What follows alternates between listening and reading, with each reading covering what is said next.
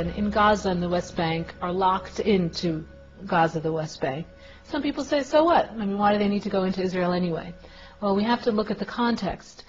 Since 1967, the Israelis have confiscated over 60% of Palestinian land in the West Bank.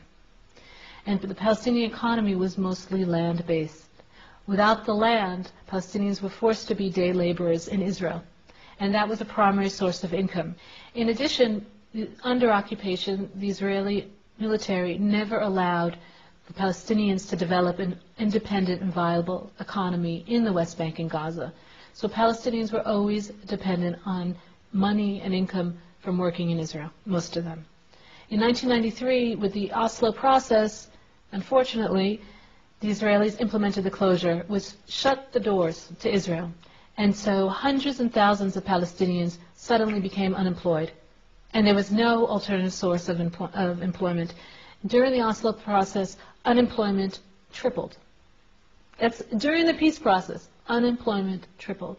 And by the beginning of the Intifada, we have 1 million Palestinians living under the poverty line. And this is not a poor country. This is a country that always had a reasonable standard of living. I would lift the closure.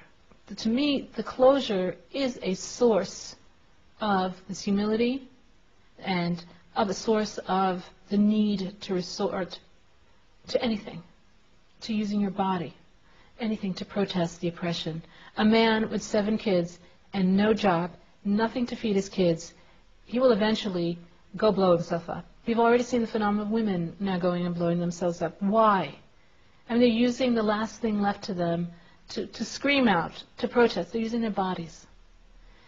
And I would lift the closure because, and just for an example, in the first Intifada, there was no closure. Palestinians were in and out of the West Bank. They were in Jerusalem, in Tel Aviv, in Haifa, working all over.